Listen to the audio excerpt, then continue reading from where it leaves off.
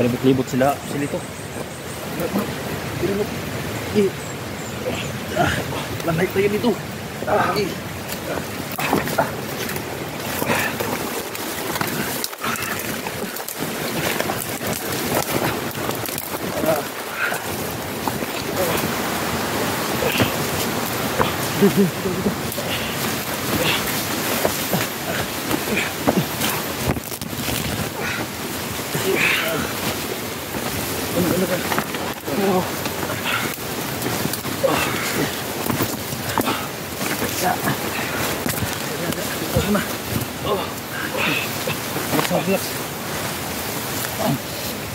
Relax naman na, relax.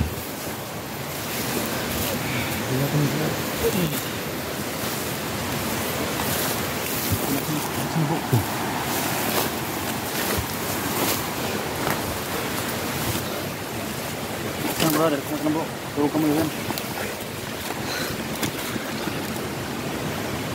Ang gulang ng utak ko, guys. Hindi ko lang ang dapat yung hindi kami nakarabak ko, guys. Nalalang pa rin ang asawa ko, guys. Ito dito sa gulang, guys. Hindi kami palabas nito. Yung problema natin yan, hindi tayo makalabas. Tsaka yung asawa mo. Nandito sila sa ligid. Ito na nangyari. Relax naman na dyan, bro. So okay na lagi mong anak, lagi plaster na kayo dito. Anak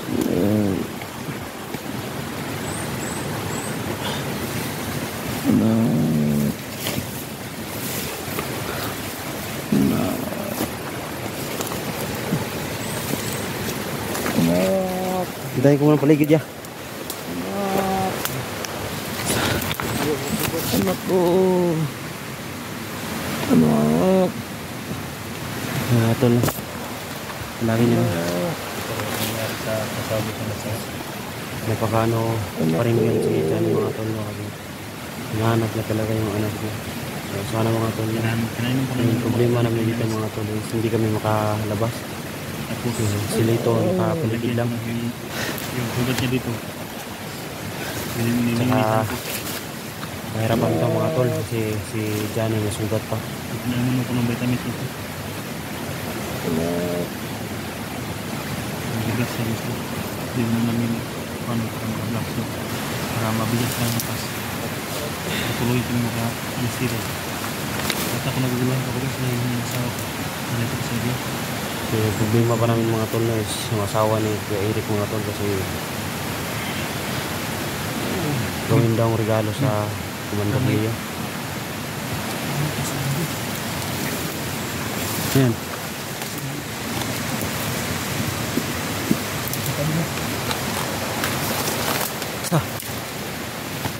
Asa?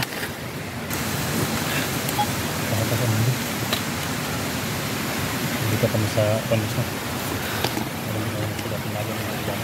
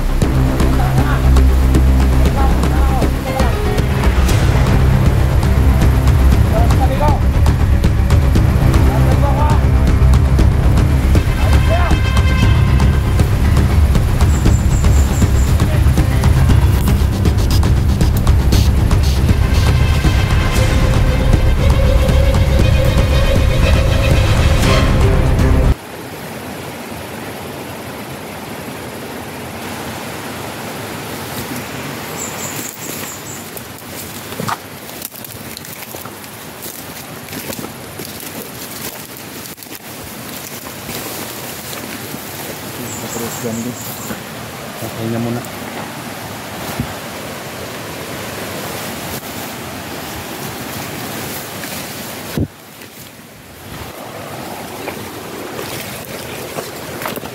Tulog muna.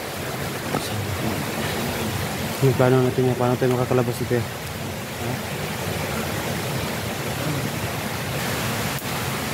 Ito lang yung gawin tubig. Binangungot si Gano. Palaging natawag yung anak niya guys.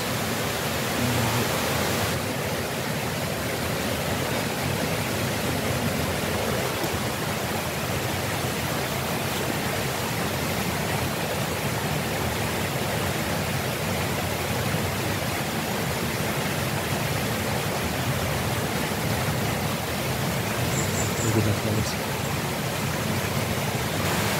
Lubog-lubog.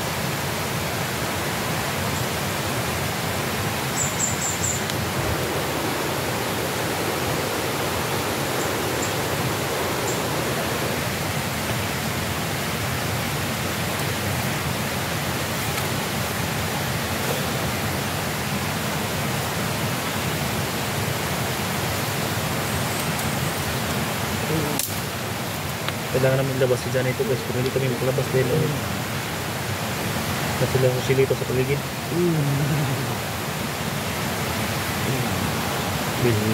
Basa ba yung t-shirt nyo? Nabasa?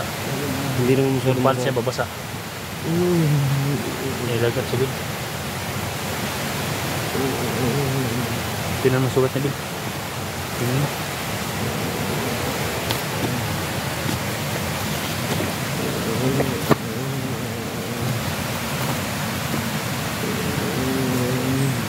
Tingnan mo, dumugo pa ba Bill?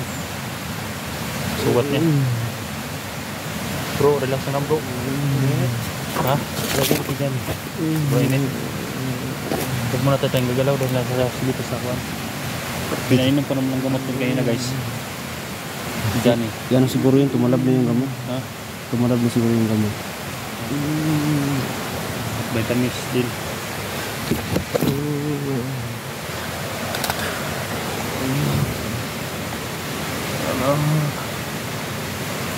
Anak ko. Ang taon na yung anak niya.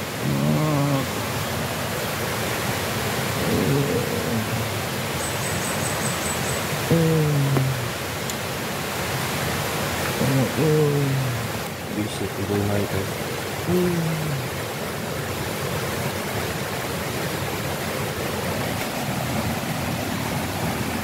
Lumaban ka bro.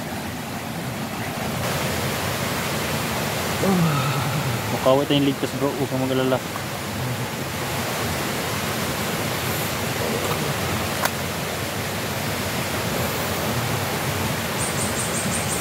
Kasan mo loob mo bro.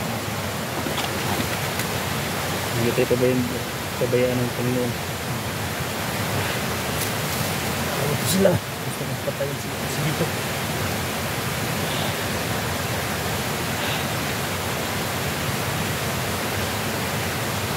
Babayad ko sila kasi nagawa mo.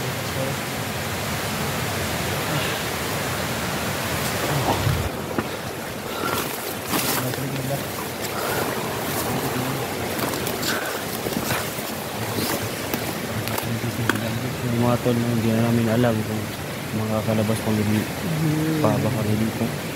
Tsaka napakasakit lang tignan ni Johnny mga tol kasi ang lumalabas sa bibig niya yung anak niya, nahanap niya talaga yung anak niya.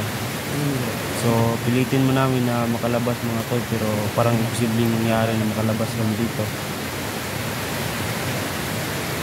Kasi Silito nandito lang sa paligid mga tol. Parang na-trap na kami dito, hindi na talaga kami makagalaw.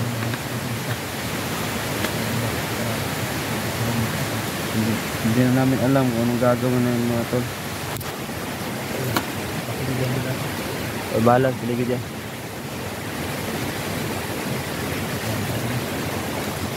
So yun mga tol no. Paki-share ng ating video mga tol in case na may mangyari sa amin dito. Madali kami matunton ng mga kasama. Yung mga tol, maraming salamat. Hindi na namin alam ni Kuya Eric mga tol kung anong gagawin namin. Kasi hindi kami makagalaw dito. Sarap lang yung bigat mo. Para dito.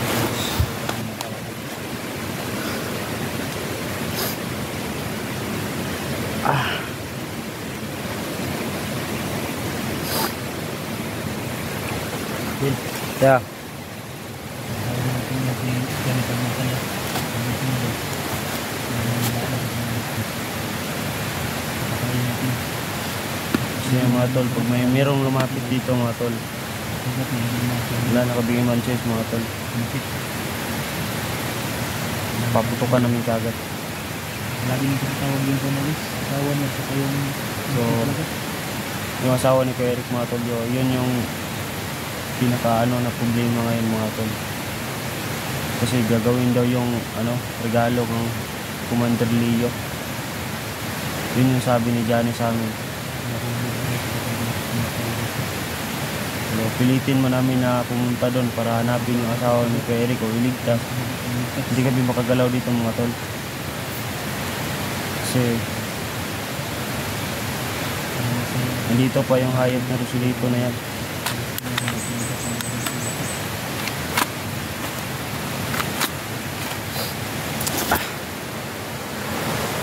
Yung mga tol, huwag niyo kalimutan mag-share sa ating video kasi in case na may mangyari sa amin dito, sa aming tatlo, madali kami napuntan. Sabi mo dyan ito. Napakain ng pangasinan.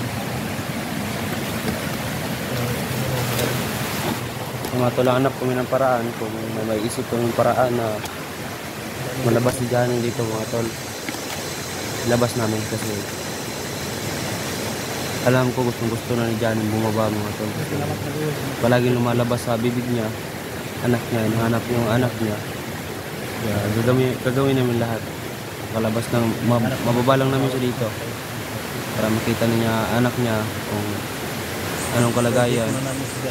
Pero mga tol, bawal kong i-mention sa inyo mga tol kung saan naroroon yung anak ni Johnny mga tol kasi hindi pa kami makababa. Baka may makapanood dito na bandido. Pupuntahan yung kalalagyan ng anak ni Johnny.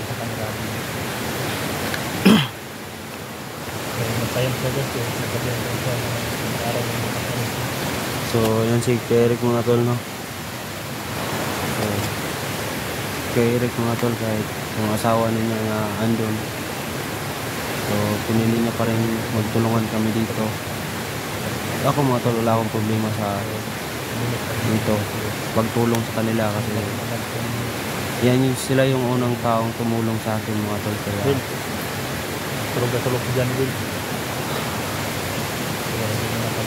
Kaya mga tol, ibalik ko lang yung kabutihan na binigay nila sa akin, yung ginawa nila sa akin ng pagtulong, pagbagong buhay ito mga tol. So, ano yan, may paparating ya? May paparating? Wala naman pero uminit rin ang ginatulog. Agimat ni Eric mga tol, no, is patuloy pa rin na pag-init. Alam naman natin kung anong meron pag uminit yan. May kalaban talaga sa paligid mga tol. So, tuloy pa rin kami sa pagbabantay mga tol. Kasi si Johnny mga tol, alam kong pagod na yan. At para makapagpahinga na rin, hindi na namin turbuhin sa kanyang pagtutulog. So, sa tagal ng panahon mga tol.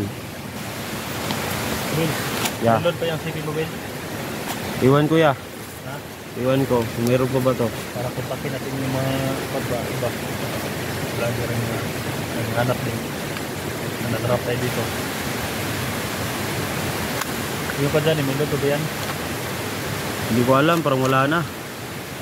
Kung maka-upload pa siguro yan. Oh, may ano naman ito. Kunin ko na lang sa akin to. So, yung mga tol, no, sa tagal ng panahon na sa amin na rin si Johnny mga tol. Pero nakakalungkot lang mga tol, no.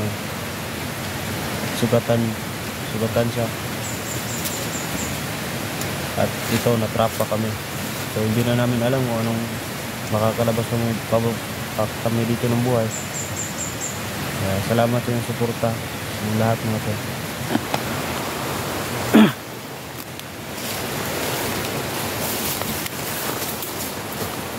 Nakarating ko sa kami. Saan na banda dyan? Ano na yan dyan? Malayo ko sa dapat. Mga motor. Nandito lang tayo sinisapa.